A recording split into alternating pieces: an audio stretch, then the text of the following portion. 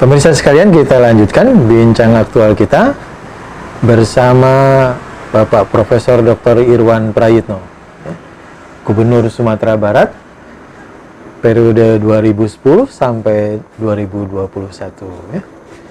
Pak Irwan, setelah selesai tugas gubernur itu dapat anugerah guru besar ya?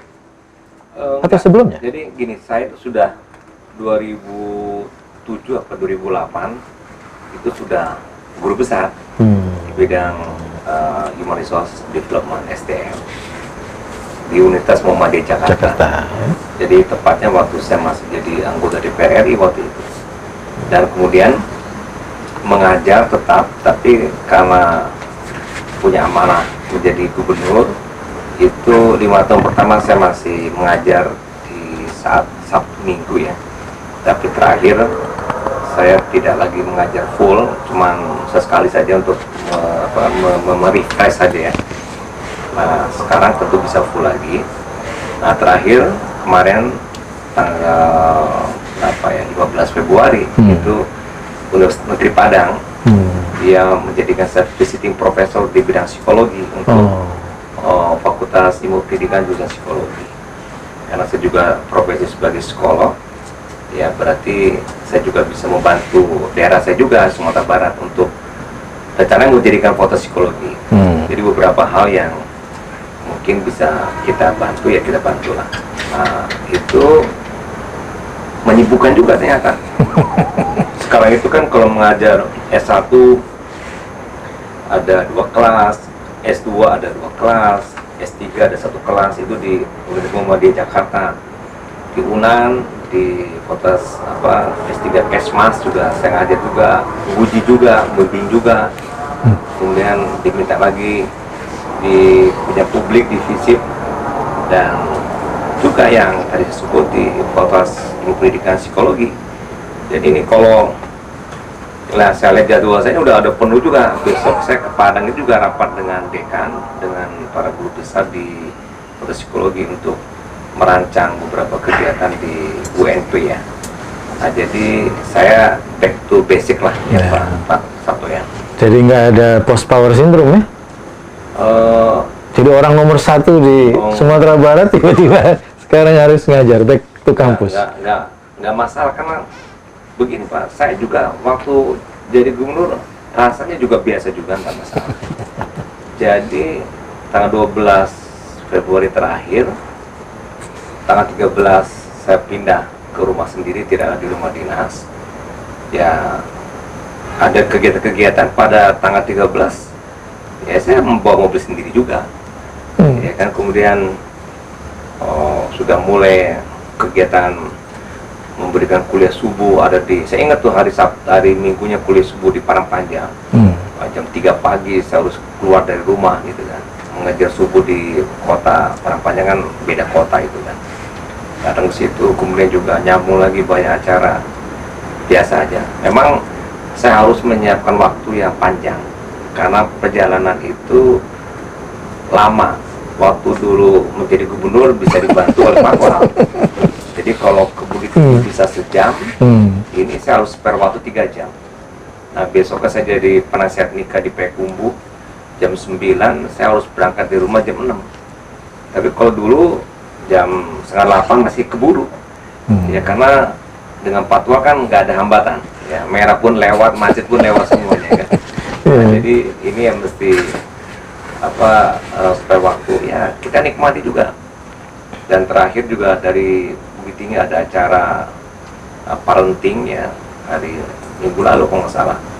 Itu dari Padang Bukit Tinggi ke Padang bisa 5 jam, itu nggak pernah kejadian. Saya sendiri selama 10 tahun. Itu bisa cuma sejam biasanya, 5 jam, kalau macet, itu kan kota wisata, jadi keluar masuk ke macet, sampai 5 jam, ya saya nikmati aja, harus mobil ya, baca buku, baca Quran, karena juga melihat HP dan sebagainya, berhenti macet ya, ikuti aja, kita nikmati, jadi nggak ada masalah. Kemudian juga saya pulang pergi Jakarta Padang ini udah serasa berapa kali ya, udah 2-3 kali saya pulang pergi. Ya mungkin akan lihat penampilan saya agak lain sekarang, pakai ransel terus. Karena ransel itu isinya laptop. atau buku. Kalau dulu dibawakan kali ya sama Ya, kita. dulu kalau saya yang bawa nggak boleh juga gitu, dibawakan, walaupun saya bisa bawa sendiri, tapi ya dibawakan karena ya sudah disiapkan kan semuanya kan, jadi pakai ransel bawa sendiri. Ini besok pagi juga saya ke Padang, pesawat jam 7 saya udah siapkan, mungkin habis subuh ya 5:04 langsung siap-siap berangkat, karena saya harus antri untuk boarding pass sendiri, kemudian apalagi sekarang mesti ngisi hak gitu ya untuk diisi, kemudian menyodorkan rapid antigen ya. Tadi pagi saya berusaha pergi antri juga ke rumah sakit untuk dapatkan rapid antigen, antri, dipanggil nama, kemudian kalau sebelumnya nggak ada. Sebelumnya datang langsung udah siap semua, tinggal masuk, diambil dan langsung pulang. Tadi nggak nunggu, dipanggil, kemudian dibawa ke ruangan, nunggu lagi, kemudian setelah itu udah bergiliran dipanggil, selesai di swab, suruh nunggu lagi sekian waktu. Ya kita enjoy aja, banyak yang dikerjain. Jadi rakyat biasa ya. Iya, rasa kita nikmati lah. Kata orang anak muda sekarang tetap eksis ya. Iya. Tapi Pak Irwan kan ini kita bincang lebih jauh lagi. Kan sebenarnya sebagian pengamat melihat bahwa Indonesia katakanlah begitu ya, terjadi kelangkaan kepimpinan nasional. Kenapa? Kenapa nggak diambil dari daerah cadangan kepimpinan? Tokoh-tokoh daerah itu punya kesempatan untuk tampil. Nah kalau kita dengan hadirnya Pak Jokowi ya, sebetulnya udah terjawab tadi. Pak Jokowi kan dari Solo, kan daerah juga itu kan. Kemudian DKI ya gubernur ya. Artinya kan levelnya level daerah itu kan di pusat ya. Kemudian juga saya rasa banyak juga yang dari daerah, anggota DPR RI rata-rata juga dari daerah tampil kan. Jadi sebenarnya stok untuk pimpinan itu memang harus dilihat secara cermat ke seluruh potensi-potensi yang ada, termasuk yang di daerah. Karena di daerah itu banyak potensi-potensi yang besar, dan justru di daerah itu dinamika masalahnya banyak, dan dia harus mandiri menyelesaikan dengan kesendiriannya, dengan keterbatasannya. Diuji di situ ya, diuji, kualitasnya. Diuji dan tidak mudah menghadapi persoalan di daerah itu dengan uang yang terbatas, anggaran pun terbatas, SDM pun terbatas, kemudian juga infrastruktur sumber daya semuanya terbatas, tapi dia bisa survive, dia bisa meningkatkan pendapatan, APBD, meningkatkan PAD, kesejahteraan dan sebagainya. Itu kan kerja keras yang berpikir 7 keliling, itu tidak berpikir 1 keliling aja, 7 keliling dia memikirnya kan, supaya resource yang terbatas itu bisa kita gerahkan ya untuk, nah itu pimpinan daerah saya rasa teruji itu. Dan begini Pak Sapril, pemimpin itu memang nggak ujuk-ujuk, nggak bisa langsung begitu jadi, harus punya track record dan harus punya benang merah sejarah, sehingga apa yang nanti dia akan dapat di amanah baru, sebutlah begitu, itu dia sudah menguasai persoalan. Nggak bisa dikarbit ya, cepat. Pemimpin itu nggak mungkin dikarbit, kalaupun mungkin hasilnya pasti tidak baik. Jadi gini, jangan kalau mengkarbit itu kan kita berspekulasi. Jangan kita memilih dengan spekulasi, tapi kita milih yang udah jadi. Jadi pemimpin daerah, bupati, wali kota, gubernur, atau siapa saja lah yang di daerah sukses, berarti kan telah terbukti, sudah jadi modal. Nah silakan. Tapi kalau dikarbit kemudian jadi pimpin, nah kalau dia kan dua aja opsinya, sukses atau gagal. Nah sukses karena dia mampu, gagal karena enggak. Kalau gagal gimana?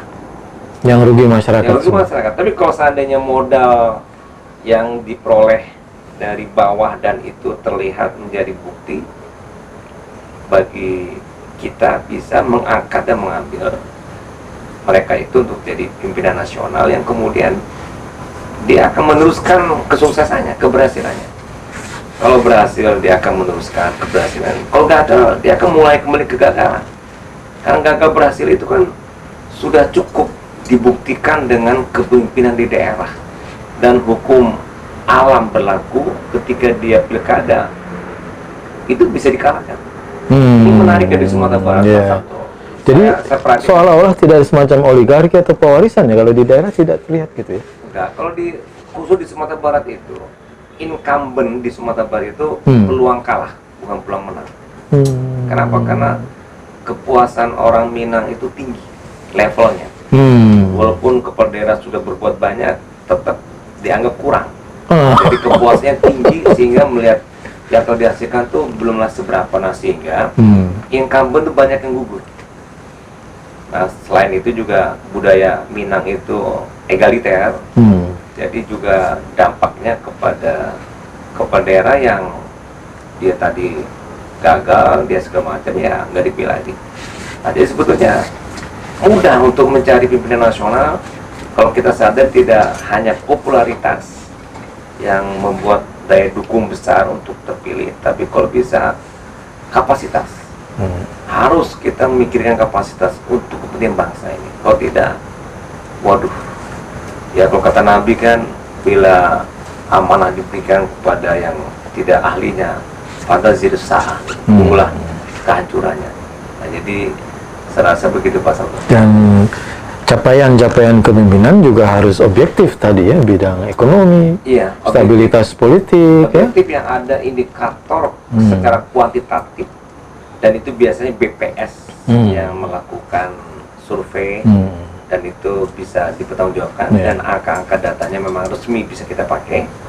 Selain BPS, kementerian-kementerian yang ada di pusat pun banyak memberikan peluang-peluang apresiasi dan reward kepada daerah, juga dengan indikator yang jelas.